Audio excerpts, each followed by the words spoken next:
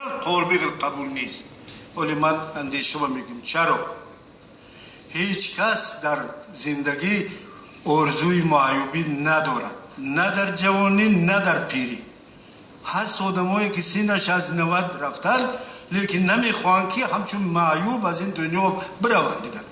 میگن که 90 نیست، سرم شوم کار کنم و بعد بخپای خود بروم عمر. یک دویم اکنون بینیم با اصل مسئله. شما درست گفتید 200 سومون کسی که رفته یک در اپتیکوی که شخصی هستن همین دارو رو بخره، یه داروی 200 تبلت که نمیشود و همین تبابت با خورد و خوراکش خون طرف ایستن معیوبونه. برای من این حجم و پرداخت معیوبی این یک پرابلم هست. دوم ما باید بدونیم که در تاجیکستان این خیلی جمعیت از کجا پیدا شده سی قدر معیوب.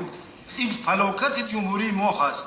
ما در همین حالت از اینجا فلاکت افغانستان در سر ما زد، از اینجا معیوب بسیار آمد، از اینجا چرنوبل زد، اینو چندین هزار رفته معیوب شدن و یا هیچ وقت تبابت نمیابند. در کدام سناتور رو دینا مدیکو نظم میدونند و چندین کودک و دیگر چیزا پرزیدنت هم گفت که مادرزاد یا کور یا کر یا شل پیدا میشه و اینو با موضوع علایده هست، موضوع کودک ها. یعنی جمعیت ما همین خیلی فلاکت فوق العاده بسیط همین رسید.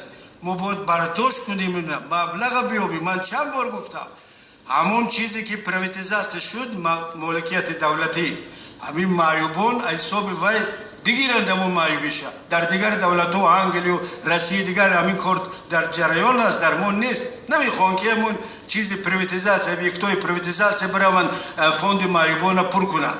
اوید با علاوه برای من یگان اعتراض ندارم به فعالیت همین خدمات محترم دولتی تشخیص طبی و اجتماعی.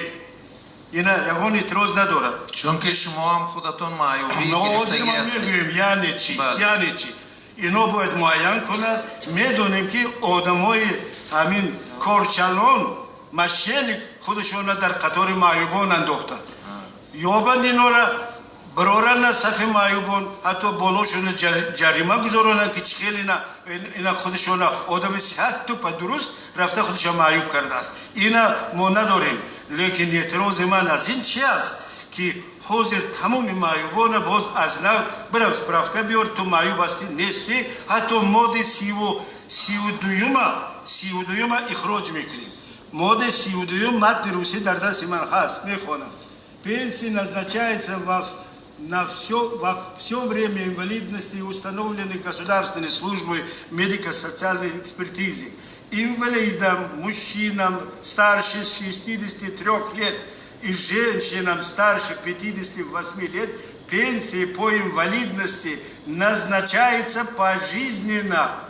При свидетельстве этих инвалидов производится только по их заявлению. ما میگیریم همین اپارتویم. خودتون درست گفت که از 60 که این طرف رفته هیچ وقت سلامتی زیاد نمیشه. سال تا سال سلامتی کم میشود و از این دنیا را پدرود میگوییم. این از اینجا میپرتویم و با همه همین رو سرگردان میکنم. من اعتراض سخت میکنم نسبت به پیشنهاد همین قانون. کاملا مخالف همین هستم. تشکر شما.